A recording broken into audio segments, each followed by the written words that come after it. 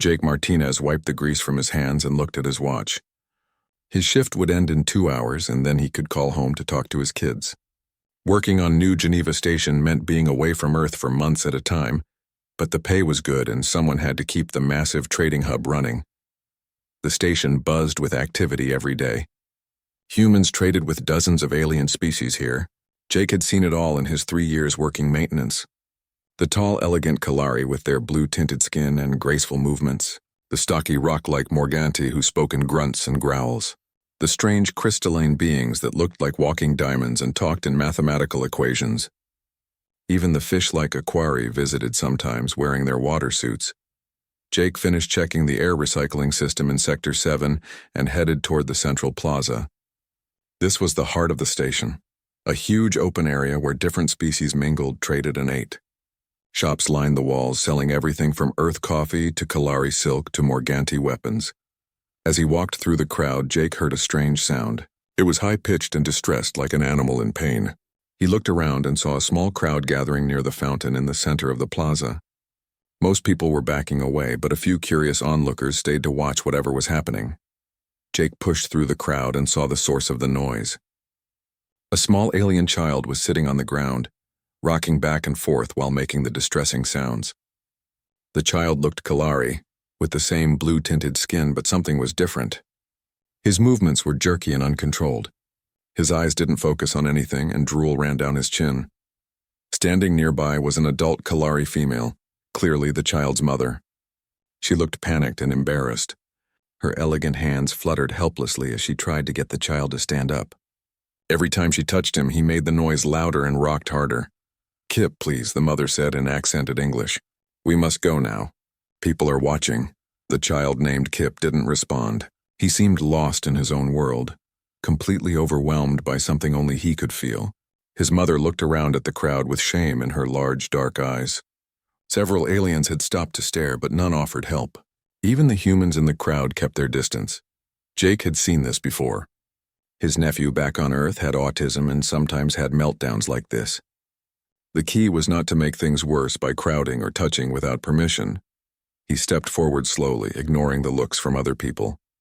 The Kalari mother noticed him approaching and tensed up, probably expecting him to tell her to control her child or leave. "Hey there," Jake said softly, crouching down a few feet away from Kip. He didn't try to make eye contact or reach out. "That's some pretty loud noise you're making, buddy." Kip's rocking slowed just a little. His mother stared at Jake with surprise. "My name's Jake," he continued in the same calm voice. "I work here on the station. I fix things when they break." He pulled a small wrench from his tool belt and set it on the ground between them. The metal caught the light and gleamed. Kip's eyes focused on the wrench. The distressing sound became quieter. "You like shiny things?" Jake asked. "This wrench has been with me for 5 years. It's helped me fix air pumps and water filters and gravity generators." The child reached out one shaking hand toward the wrench, but didn't quite touch it. His mother watched in amazement. "It's okay," Jake told the mother. "He can hold it if he wants. It won't hurt him." She looked confused. You are not afraid?" "Afraid of what?" Jake asked. "He's just a kid having a rough moment. We all have those sometimes." Kip picked up the wrench and held it close to his face, studying the way the light reflected off its surface. The rocking stopped completely and the noise faded to soft humming. "Is he all right?" Jake asked the mother. "Does he need anything? Water, maybe?" The Kalari woman's mouth opened and closed several times before she found words. "You do not understand. He is broken, damaged. Other species, they do not help ones like him." "Broken?" Jake frowned. "He doesn't look broken to me. Maybe a little overwhelmed, but that happens to lots of kids." "No, you do not see."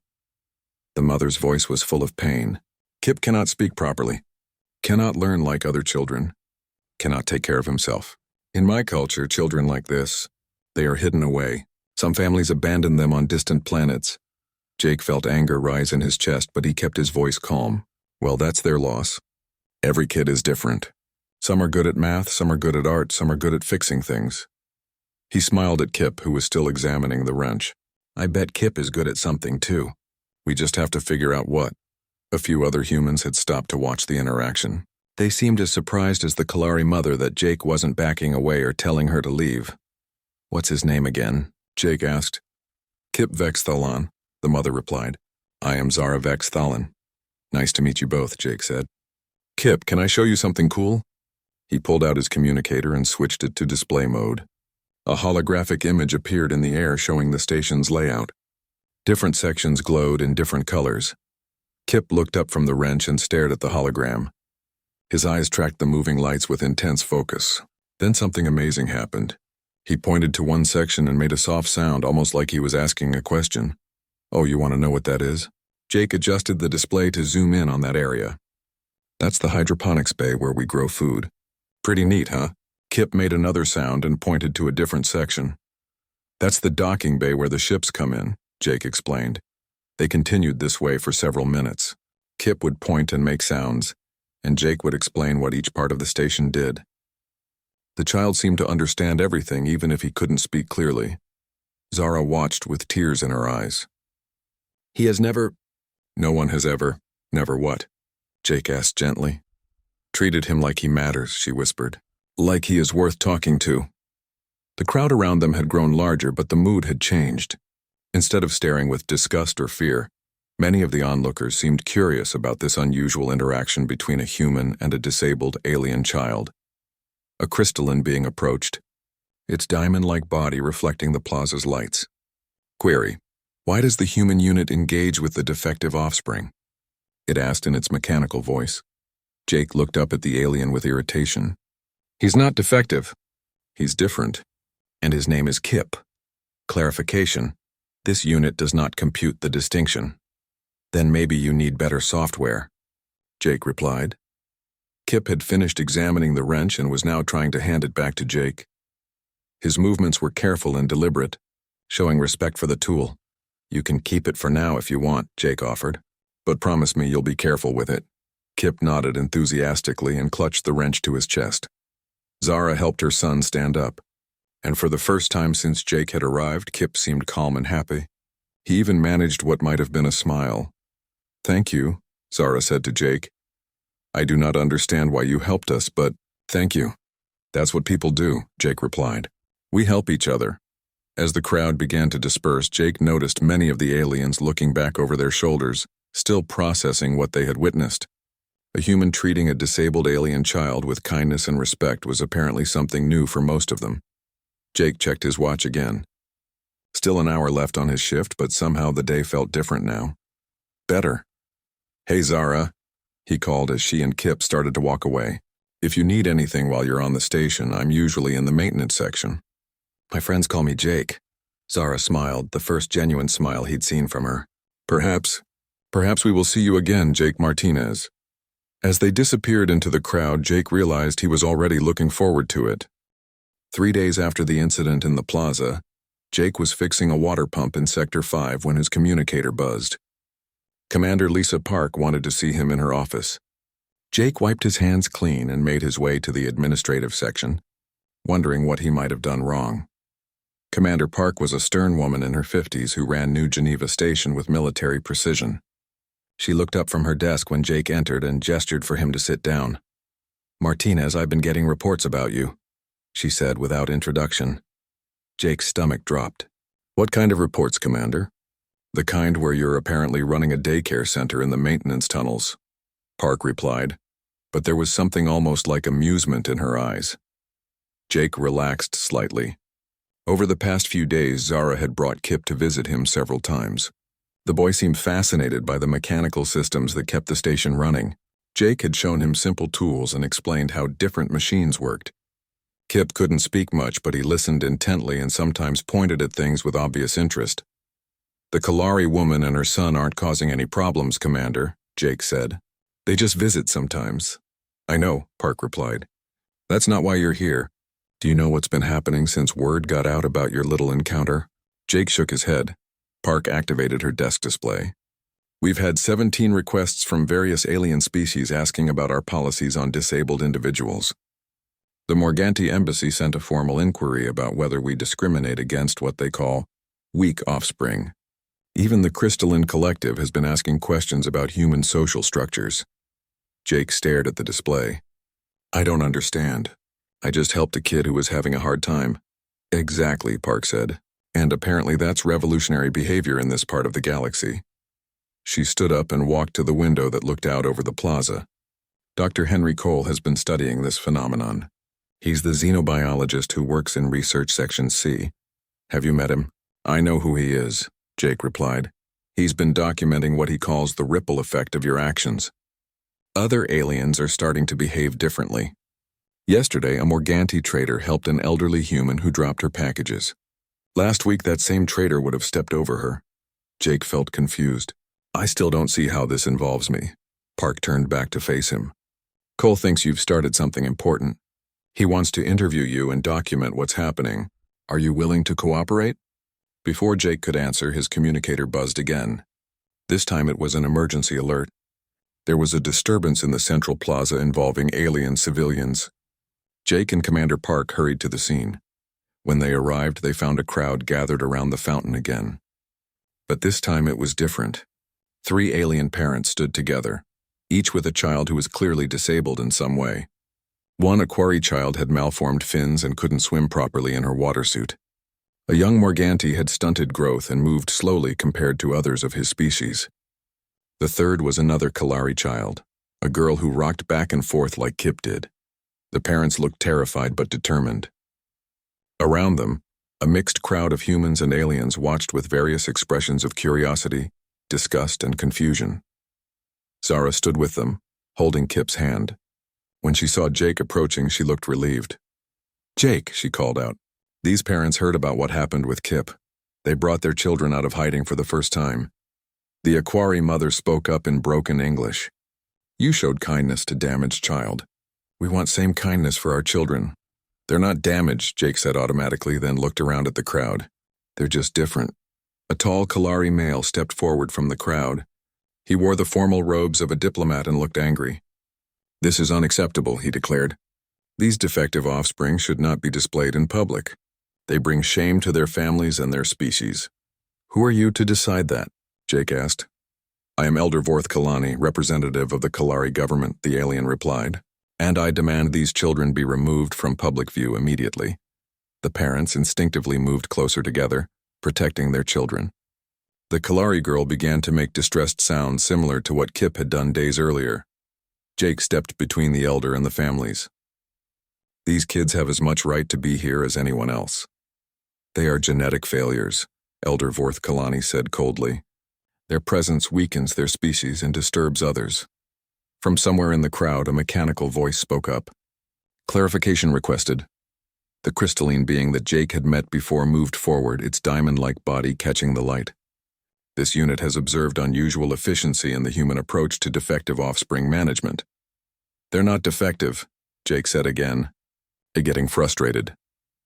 Explanation. Previous data indicated defective offspring should be discarded for optimal species development. The crystalline continued.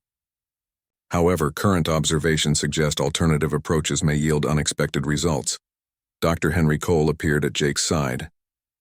He was a thin man with graying hair and the eager look of someone who had just discovered something fascinating. "That's exactly what I've been studying," he said to the crystalline. "The human approach to disability is fundamentally different from most galactic species." "Continue explanation," the crystalline requested. Cole looked around at the gathered crowd. "Most species see disabled individuals as burdens or failures. Humans see them as people with different abilities who might contribute in unexpected ways." Elder Vorth Kalani made a sound of disgust. "Sentimental nonsense. The weak drag down the strong." "Actually, that's not true," Cole replied calmly. "Human history shows that many of our greatest innovations came from individuals who thought differently. People who saw problems from angles that typical minds missed." Kip had been listening to the conversation while studying the wrench Jake had given him. Suddenly, he walked over to a maintenance panel near the fountain and pointed at it while making urgent sounds. "What is it, buddy?" Jake asked, following the boy's gaze. Kip pointed more insistently at the panel, then at his wrench, then back at the panel. Jake opened the maintenance access and looked inside. There was a minor malfunction in the water recycling system. Nothing dangerous, but something that would need to be fixed soon. How did he know about that? Jake wondered aloud. Zara looked surprised. He often points at things and makes sounds. I thought he was just being random. Jake looked from Kip to the maintenance panel and back again. What if he's not being random? What if he's trying to tell us something? Dr. Cole pulled out a scanner and checked the fountain systems. There is indeed a malfunction here. A small one, but it would have caused problems in a few days. He looked at Kip with new interest. How could he have detected that? The crowd fell silent. Even Elder Vorth Kalani seemed surprised. The Aquari child suddenly pointed at a different location and made clicking sounds. Her mother looked embarrassed, but Jake walked over to investigate. Behind a decorative plant, he found a small leak in a water pipe. 2 for 2, Dr. Cole muttered, making notes on his tablet. The young Morganti pointed at a section of the floor and grunted. Jake knelt down and discovered that several floor panels were slightly loose, creating a potential safety hazard. This is impossible, Elder Vorth Kalani said. Defective minds cannot detect technical problems. Maybe they're not defective, Jake replied. Maybe they just process information differently. Maybe they notice things the rest of us miss.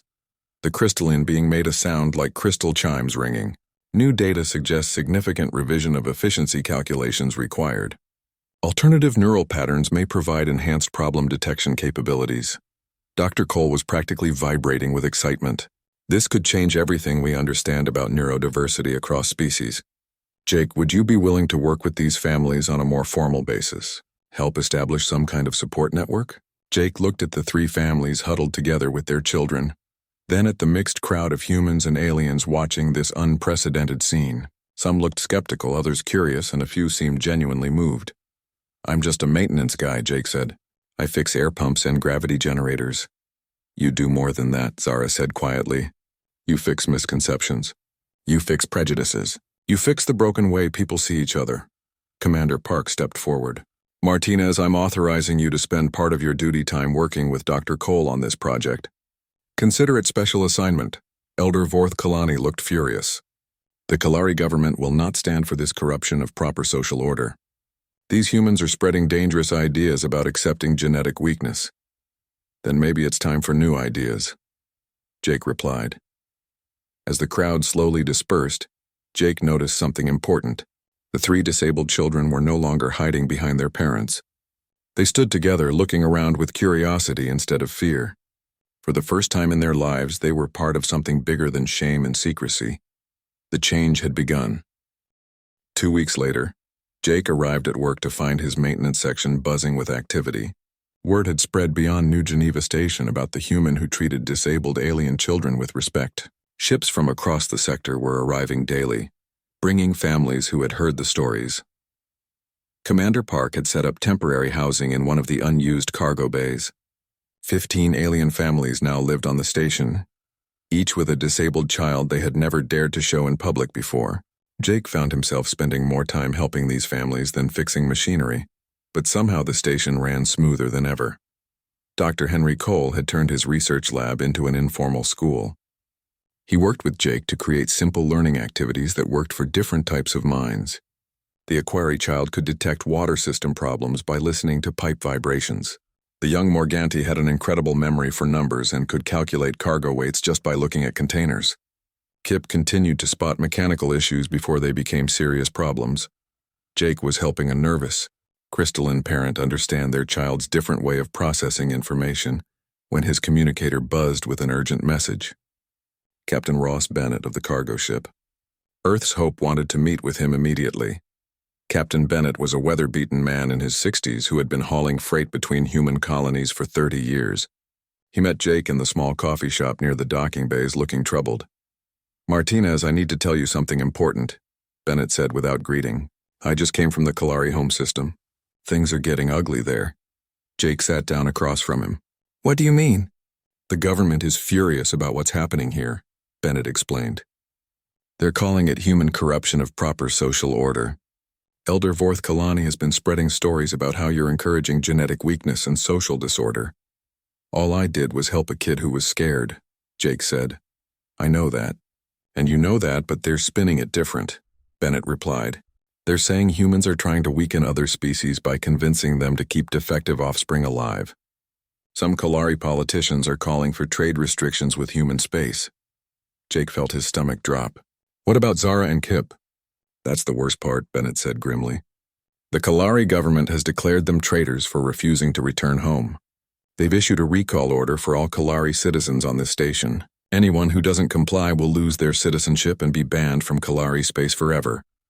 Before Jake could respond, alarms began sounding throughout the station.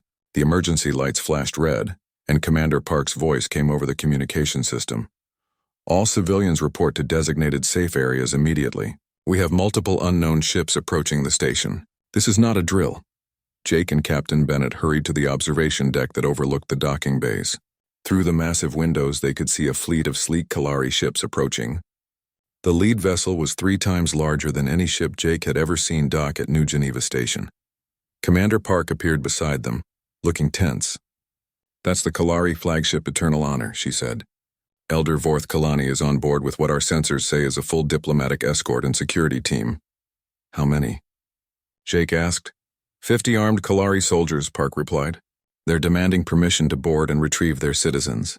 Dr. Cole joined them, breathing hard from running. "Jake, the families are terrified. They think they're going to be separated from their children and forced to abandon them." Through the crowd of humans and aliens gathering on the observation deck, Jake saw Zara holding Kip close. The boy looked confused by all the commotion but seemed to trust that his mother would protect him. "We can't let them take these families," Jake said. Commander Park looked at him seriously. "Jake, I understand how you feel, but this is a diplomatic situation now. If the Kalari government wants their citizens back, I don't have legal authority to stop them." "What about asylum?" Dr. Cole asked. "Can't they request protection from human authorities?" "The process takes months," Park replied. "And we'd need approval from Earth. The Kalari aren't going to wait that long." Captain Bennett spoke up. "There's something else you should know. The Kalari aren't the only ones upset about this situation. I heard rumors that several other species are watching to see what happens here. If the Kalari successfully force their citizens to abandon disabled children, other governments might do the same thing." Jake looked out at the approaching ships and felt anger building in his chest. All these families had finally found hope that their children could have better lives, and now politicians wanted to destroy that because it threatened their old ways of thinking. "Commander, can I talk to Elder Vorth Kalani when he boards?" Jake asked. "Jake, you're a maintenance engineer, not a diplomat," Park replied. "Maybe that's exactly what this situation needs," Dr. Cole said. "Someone who speaks from the heart instead of political strategy." The massive Kalari flagship docked with a loud clang that echoed through the station. Within minutes, Elder Vorth Kalani strode through the airlock flanked by 6 armed guards. His formal robes were even more elaborate than before, and his expression showed cold determination. Commander Park met the delegation in the main reception area. Jake, Dr. Cole, and Captain Bennett followed, along with dozens of humans and aliens who wanted to witness whatever was about to happen. "Commander Park," Elder Vorth Kalani said formally, "I demand the immediate return of all Kalari citizens currently harboring defective offspring on this station. They will be returned to their homeworlds for proper re-education." "What about their children?" Jake asked before Commander Park could respond. Elder Vorth Kalani turned his cold gaze on Jake. "You are the human who has caused this disruption. The defective offspring will be placed in appropriate facilities where they cannot contaminate healthy society." "Contaminate?" Jake stepped forward despite the Kalari guards reaching for their weapons. "These kids aren't diseases. They're people." "They are genetic failures," Elder Vorth Kalani replied. "Your human sentiment has corrupted proper understanding of evolutionary necessity." From behind the crowd of humans, a new voice spoke up. "Perhaps it is time to question what we consider necessary." Everyone turned to see an imposing figure approaching. It was War Chief Grok of the Morganti, a species known for their brutal strength and warrior culture. He stood nearly 8 feet tall, his rock-like skin scarred from countless battles. Behind him walked the small Morganti child who had been staying on the station. Elder Vorth Kalani looked surprised. "War Chief Grok, I did not expect to see you here. I came to see what the humans were doing with weak offspring," Grok replied in his deep, gravelly voice. "My people have always abandoned such children. We believed only the strong deserved to survive." "A wise tradition," Elder Vorth Kalani agreed.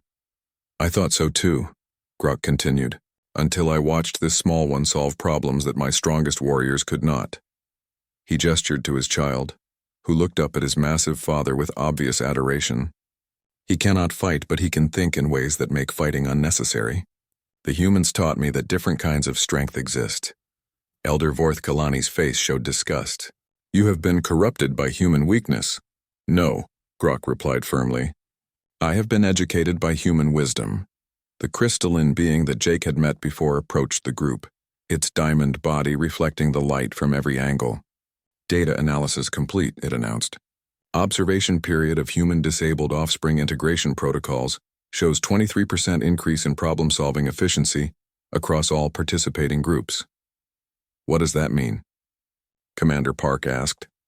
Translation: groups that include differently thinking individuals solve complex problems faster and more creatively than homogeneous groups, the crystalline explained. Previous calculations were based on incomplete data. Dr. Cole pulled out his tablet and activated a holographic display. I've been documenting everything that's happened over the past month. The children everyone calls defective have identified 37 maintenance issues, suggested 12 efficiency improvements, and solved problems that our normal diagnostic systems missed. Elder Vorth Kalani studied the data with obvious frustration. This is temporary novelty. In the long term, genetic weakness will spread and weaken entire species. Or maybe genetic diversity will make species stronger, Jake replied. Maybe the problem isn't with these kids. Maybe the problem is with societies that throw away anyone who thinks differently. Kip had been quiet throughout the confrontation, but suddenly he walked over to Elder Vorth Kalani and pointed at the alien's elaborate belt. The belt held various ceremonial objects and technological devices that marked his high rank. What does the defective want? Elder Vorth Kalani asked with irritation. Kip pointed more insistently at one specific device on the belt, making urgent sounds. Zara looked embarrassed. I am sorry, Elder. He does not understand proper behavior. Jake knelt down to Kip's level. What is it, buddy? What do you see? Kip pointed at the device again, then made a motion like something was broken. Dr. Cole aimed his scanner at Elder Vorth Kalani's belt. After a moment, his eyes widened. That communication device is malfunctioning.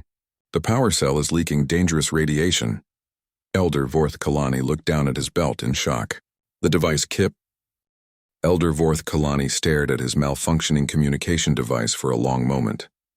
His guards looked confused, unsure whether to continue their mission or help their leader with his potentially dangerous equipment.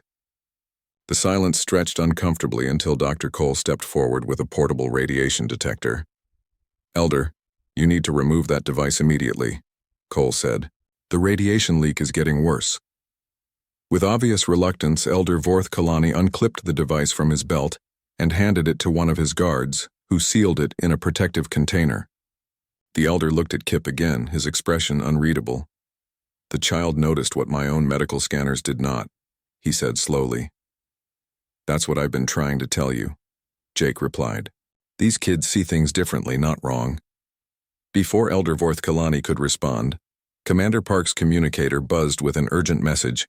She listened for a moment, then looked up with concern. We have incoming ships from multiple species, she announced. Morganti, Aquari, Crystalline, and at least 6 others. They're all requesting permission to dock. War Chief Grok made a sound that might have been laughter. Word travels fast in this sector.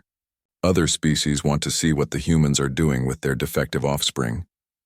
Over the next hour, New Geneva Station became the center of an unprecedented gathering.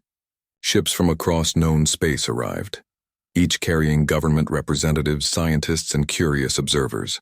The station's docking bays filled beyond capacity, forcing some vessels to wait in holding patterns. Jake found himself overwhelmed by the attention. Diplomats and researchers wanted to interview him, military officers demanded explanations, and news reporters from dozens of species tried to get exclusive stories. Through it all, the families with disabled children stayed close together, frightened by the sudden spotlight on their situation. Dr. Cole had set up a makeshift presentation area in the main conference room. Ambassador Chen Liu arrived from Earth to represent human interests, bringing with her Professor Kate Sullivan, a specialist in inclusive education who had worked with diverse populations across human space. Professor Sullivan was a small woman with kind eyes and gray hair, but she commanded attention when she spoke. She had spent 40 years developing teaching methods that worked for different types of minds, and she had brought holographic displays showing human societies where disabled individuals contributed in meaningful ways. Throughout human history, many of our greatest innovations came from people who thought differently, Sullivan explained to the assembled alien delegates. Musicians who were deaf created beautiful compositions. Scientists who couldn't speak normally made breakthrough discoveries. Artists who saw the world in unique ways changed how we understand beauty. The Aquari delegate raised a webbed hand. But surely these individuals succeeded despite their disabilities, not because of them. That's where you're wrong, Sullivan replied. Many succeeded because their different ways of processing information let them see solutions others missed. The same pattern appears to be true across species lines.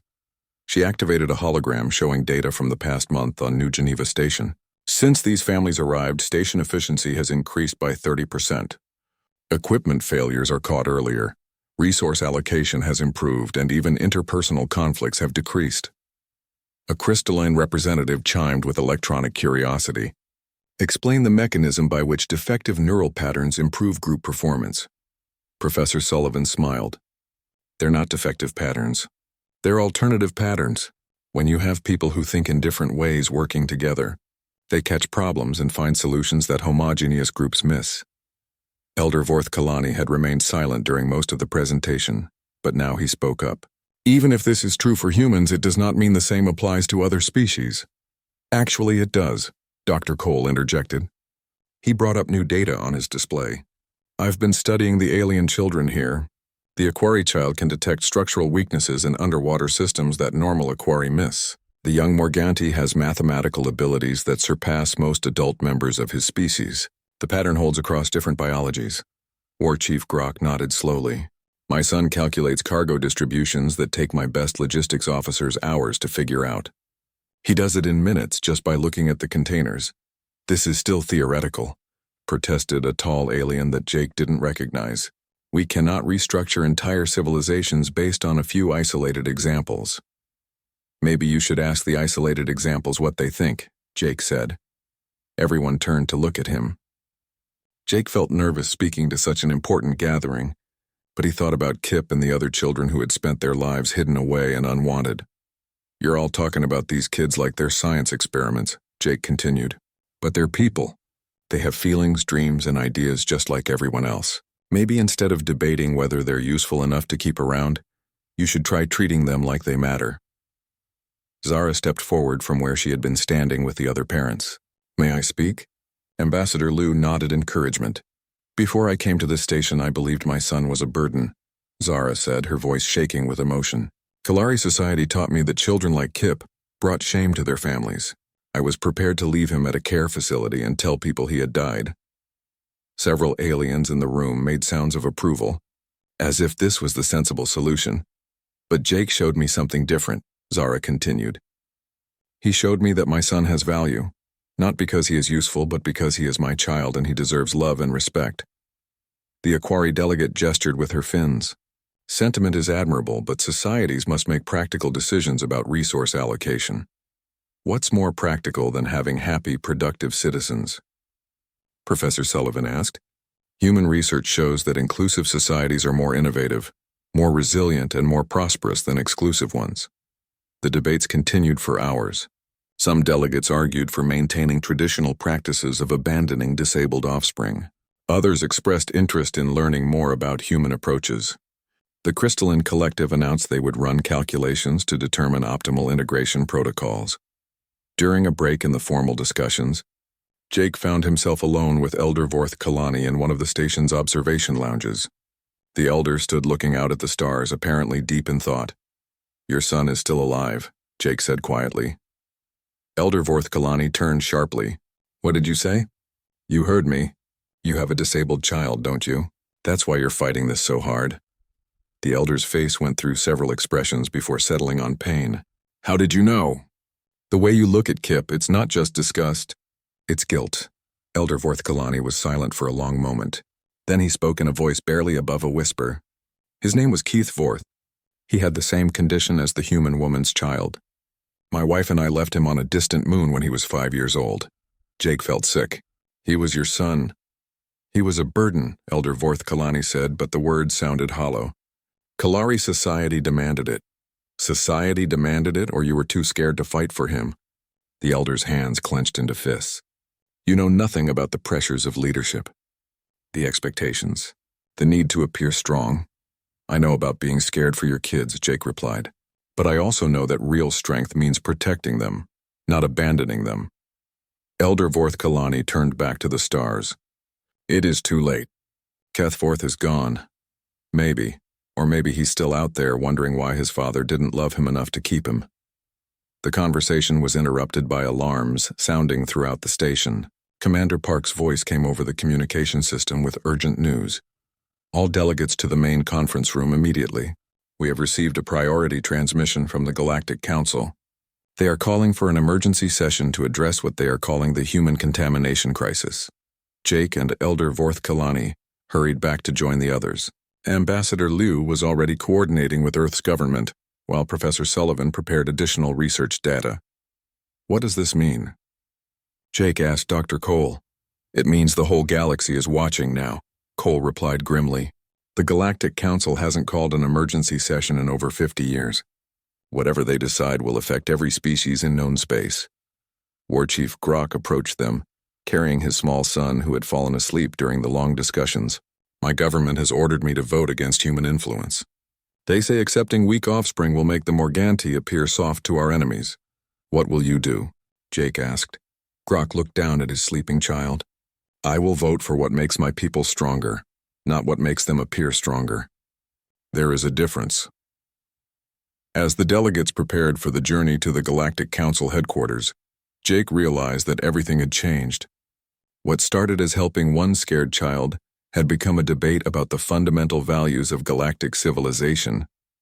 The real test was just beginning. The Galactic Council chambers were unlike anything Jake had ever seen. The massive dome-shaped building floated in space near the galactic core, built from materials that seemed to absorb and reflect starlight at the same time.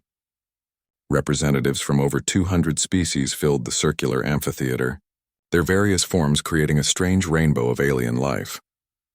Jake sat in the human delegation section, feeling completely out of place among the diplomats and officials.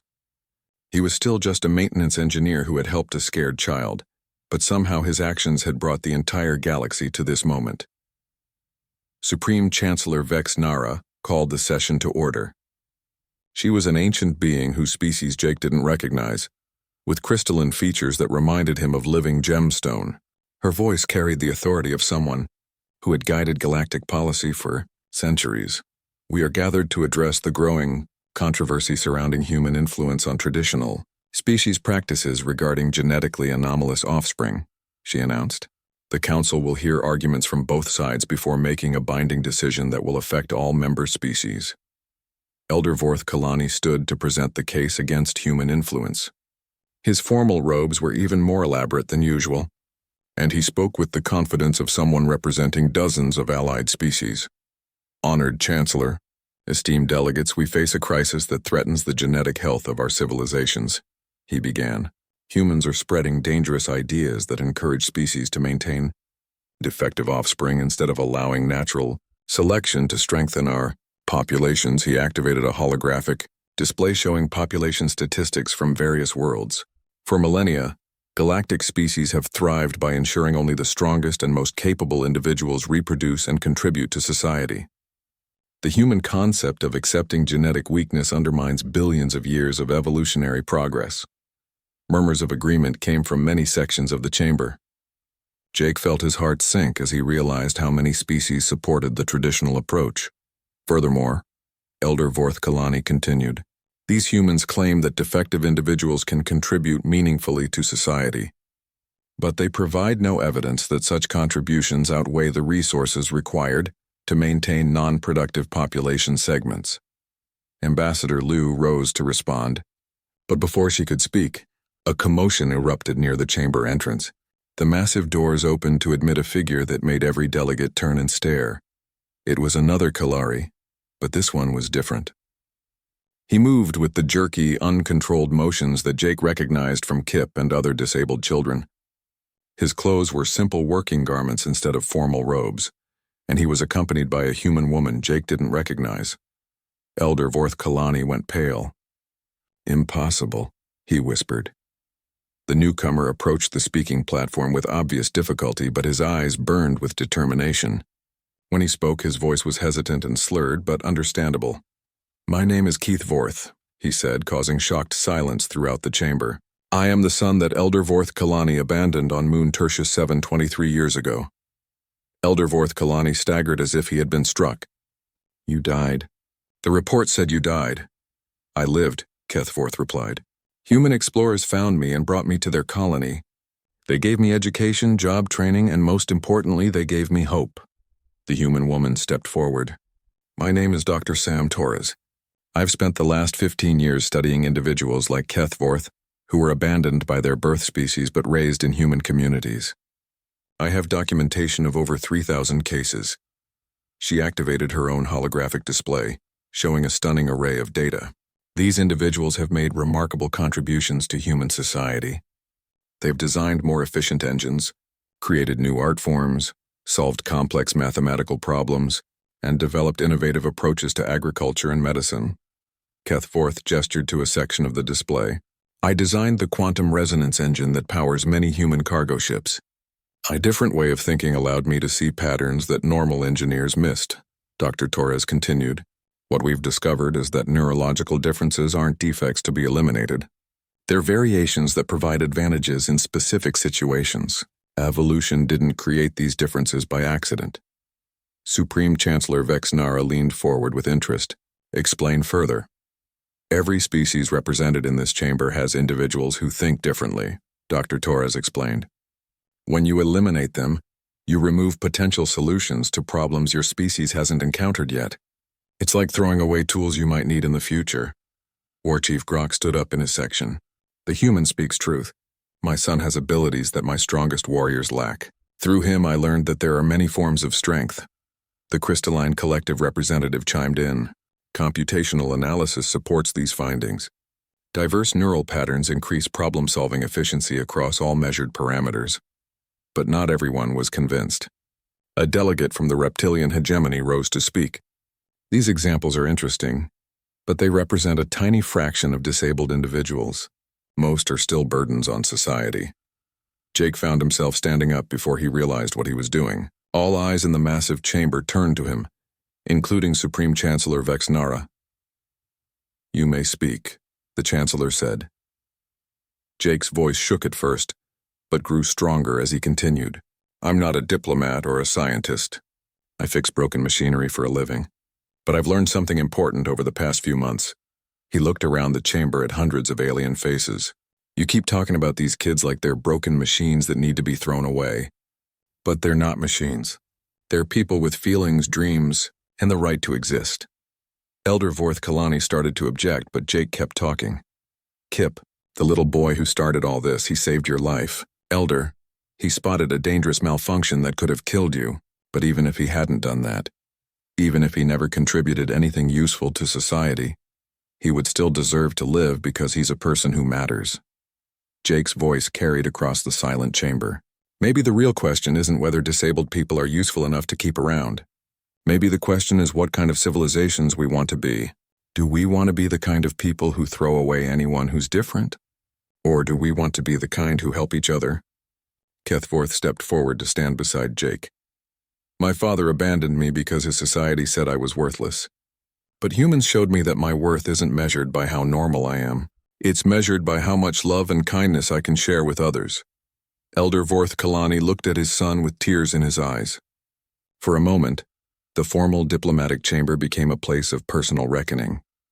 Supreme Chancellor Vex Nara called for a brief recess to allow delegates to consider everything they had heard. During the break, Jake watched as species representatives clustered together in heated discussions. Some seemed moved by the testimonies, while others appeared determined to maintain traditional practices. When the session resumed, the Chancellor called for final statements before the vote. Elder Vorth Kalani stood slowly. When he spoke, his voice was different than before, less formal and more human. "I have spent my life believing that strength meant eliminating weakness," he said, "but I was wrong. True strength means protecting those who need protection, even when society says they don't deserve it. He turned to look at Keth Vorth. I abandoned my son because I was afraid of what others would think. I chose political power over parental love. That was not strength. That was cowardice. The chamber was completely silent. I call upon this council to pass the Universal Inclusion Accord. Elder Vorth Kalani continued. Let us create a galaxy where no parent has to choose between their child and their social standing. The vote was closer than Jake had hoped. But after hours of debate and discussion, the Universal Inclusion Accord passed by a narrow margin. Every member species would be required to provide basic rights and support for disabled individuals. 6 months later, Jake stood in the observation lounge of New Geneva Station, watching ships arrive from across the galaxy. The station had become headquarters for the Galactic Inclusion Institute, where families came to learn new ways of supporting disabled children. Kip ran up to him, moving with more confidence than ever before. The boy had learned to communicate using a combination of words, gestures, and pictures, and he had become the unofficial greeter for new families arriving at the station. Jake? Look, Kip said, pointing out the window at a Kalari ship docking. New friends coming. Zara joined them, smiling as she watched her son's excitement. 6 more families from the Kalari worlds. Elder Vorth Kalani's reforms are working. Jake nodded, thinking about how much had changed. Elder Vorth Kalani had returned to Kalari space with Keith Vorth and was working to reunite other abandoned children with their families. War Chief Grok had established the first Morganti school for children with different learning needs. Even the Crystalline Collective had begun studying the benefits of neurodiversity in their logical algorithms. Do you ever think about what would have happened if you hadn't stopped to help us that day? Zara asked. Jake watched Kip waving enthusiastically at the approaching ship. I think someone else would have helped eventually. Maybe it woulda.